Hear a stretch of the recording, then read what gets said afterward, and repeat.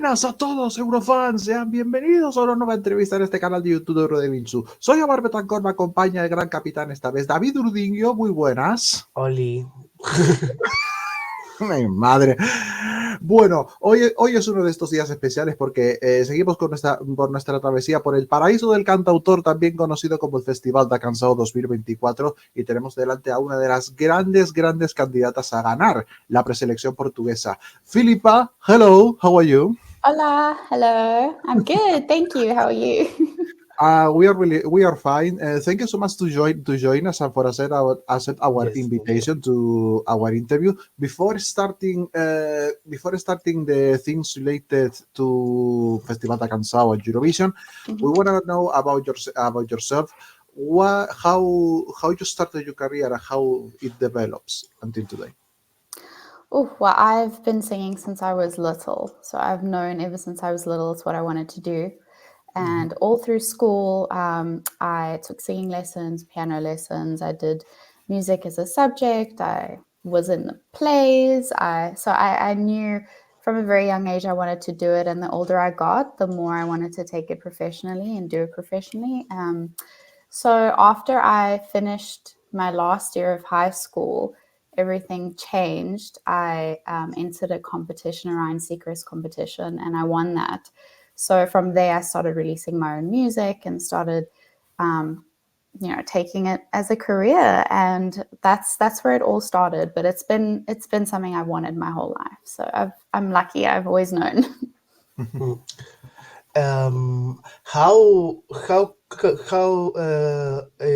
How appears Festival da Canção in your life? How do you decide? How RTP goes to you and said, "Hey, we want a song from you this year"?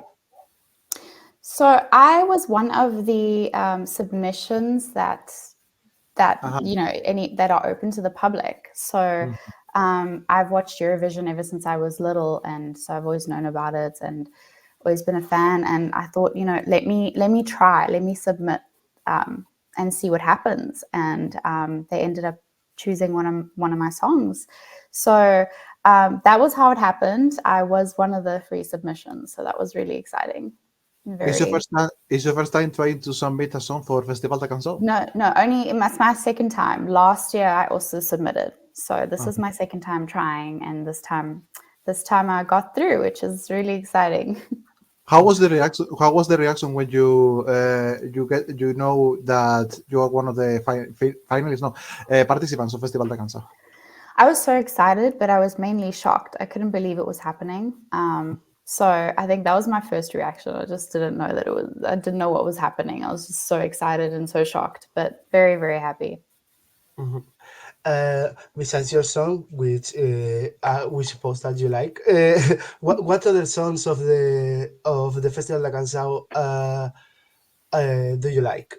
Are on your will you put on your playlist? In a way, all of them, because they're all so unique and so different. So I think I've been playing all of them. I've had the whole compilation just on repeat. So they're all amazing and they're all so different. And I love all types of music, all genres of music. So I would say all of them. I've been enjoying all of them. So I can't really pick one. Okay. Coming back to your song, You Can Hide. How this song merged to you? How was the process and the inspirations behind the song? Well, the song was inspired by it has a little bit of a murder mystery, James Bond kind of feel to it. It was inspired by that idea of, you can't really escape the truth. You can run and you can lie yourself out of it, but eventually the truth will come out. Eventually you'll be caught. So it has a little bit of that energy to it, a little bit of tongue in cheek. So I think, it was written from a very fun perspective and that kind of murder mystery concept, I think. So that's where it stemmed from and where it came from. We know that you can tell us a lot about the stage performance that you're going to do on the semifinals, but how would you describe your performance in maybe 3 words? Oh, okay. Dark, Mm-hmm. mysterious, and Mm-hmm. dramatic. Okay. Sounds nice. Mhm. You currently you are one of the main favorites for actually win the Festival de Canção 2024. How you receive this kind of feedback, this kind of favoritism from Portuguese and also the rest of the Euro fans? Well, it's been so exciting to see people's reaction to the song. I'm so blown away and I'm so happy. You never know what to expect. You never know when you are entering a song. You never know what's going to happen. You never know if people will like it. And I've just been so happy that the audience has, a lot of people have mentioned that they really love the song, that they're excited for it, that it's one of their favorites. And I think that's just been really humbling and really amazing for me to go through. And I'm just super excited to put it on stage, and I really hope I do everyone proud. It is an English song, and that's that I brought, which is also sometimes people might not like it because it's not in the tongue of the mother tongue. But I'm just so happy nonetheless that people have been so supportive of it, and I just hope to make everyone proud and to make Portugal proud. So that's what I'm excited for. I'm just excited that I hope everyone likes the live performance as much as they've been liking the song. Because normally in your career you have songs in Portuguese and songs in English, or just Yes. you? Okay. Oh no. Well, actually, no. That's because I mean, I'm from South Africa and I live there too. So, Yes. so a lot of my music is my own artist work is all in English. So I hope in the future to do something in Portuguese. But I need to work on my Portuguese. But yeah, it's just lack of practice because in South Africa it's just English, and I grew up just so you lose a bit of the Portuguese. But I do want to one day release a song in Portuguese. I'd love to. A Portuguese song of You Can Hide could be cool. Yeah, that could be really cool. That could be very cool. I will consider Okay. it. Yeah. So Portugal has bring us a lot of iconic performances on Eurovision Song Contest. Which Portuguese entry on Eurovision is your favorite? Ooh, that's a difficult one. I think Sara Tavares, Chamada Música, because that was Oh, I love that song. And I remember I was really little. I was about 11, 12, and I covered it. I performed it at a show once on stage. So that was kind of my favorite Portuguese song to sing at the time. And I'd always sing it. I loved it so much. So I think that song has a special place, I mhm. think. And from another countries? From other countries, ooh, there's so many, but I would say, I mean, obviously ABBA, because they're ABBA, so that was just an iconic moment. I also really loved Elena Paparizou's Number One. I Yeah. remember that too very vividly when I was a kid. I watched it and I thought it was the coolest thing. And I said, "Oh, one day I hope to to be on stage like that. That looks so cool." So I think those ones really stick out for me. Mhm. I said in my presentation in Spanish that this year is Festival de Canción is singer songwriter paradise, because all the songwriters this year, for first time in many years, maybe in the history of Festival de Canción, songs their own their own songs.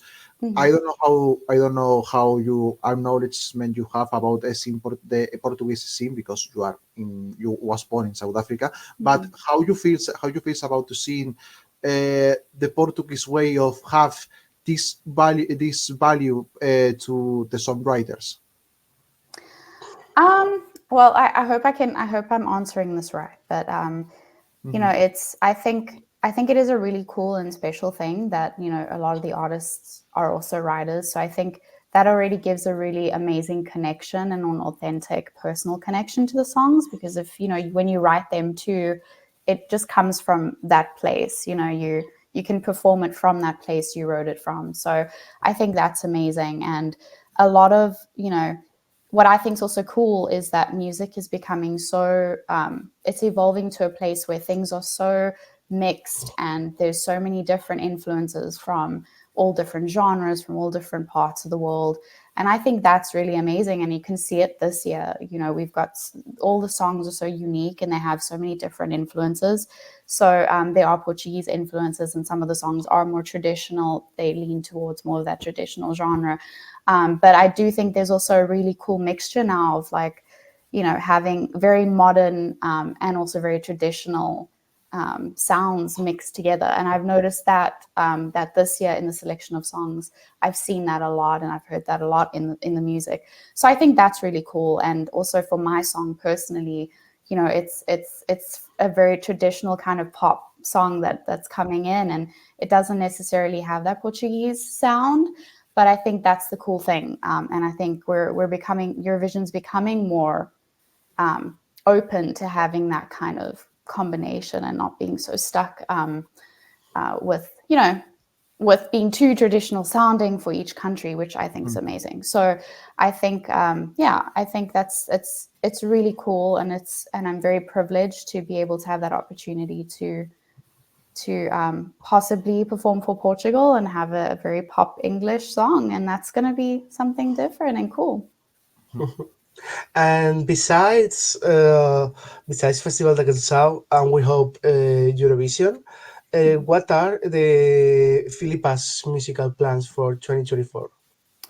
I was planning on releasing an EP, so that's very exciting. I have 7 to 8 songs that I'm looking to put on it, and that was the whole idea I had at the end of last year until this happened.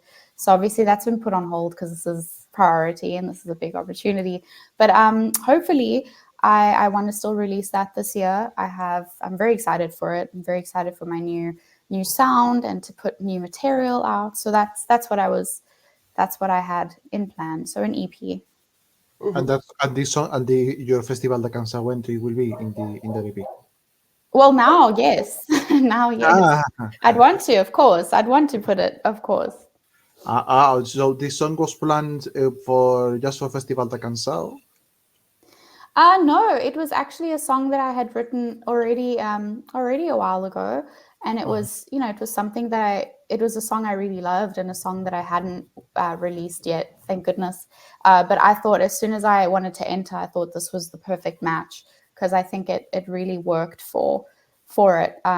So yeah, I didn't write it with Festival in mind or Eurovision in mind. It was just a song that I wrote because I thought it was amazing, and I had 2 co-writers with me, and we just went with it. We just allowed our creative juices to flow. So, David, one last question? No, go ahead. Okay, well, Filipa, thank you so much. Muito obrigado. Thank you so much for joining us today. Good. The rest of luck. The rest of luck, at least for your semi-final, will be in March the 2nd in the second semi-final, and we'll close this interview in Spanish. David Urtinguio, muchas gracias por acompañarme esta vez. Sí. Y bueno, pues nos vamos. Muchas gracias también a Filipa por habernos acompañado, una de las principales favoritas a ganar el Festival da Canção 2024. ¿Les ha gustado la entrevista? Déjenle al botón de suscribirse, no les cuesta nada, y por supuesto síganos en redes sociales, somos Eurorelinchu. Me gusta también. Bueno, sí, es verdad, me gusta también. Y síganos en redes sociales, somos Eurorelinchu en Twitter, Instagram, Threads y TikTok. Recuerden que nos pueden seguir todos los martes en directo a partir de las 9 de la noche. Muy obrigado, nos vemos en la siguiente. Chao. Chao. Hasta luego, sayonara, yo aquí no me quedo.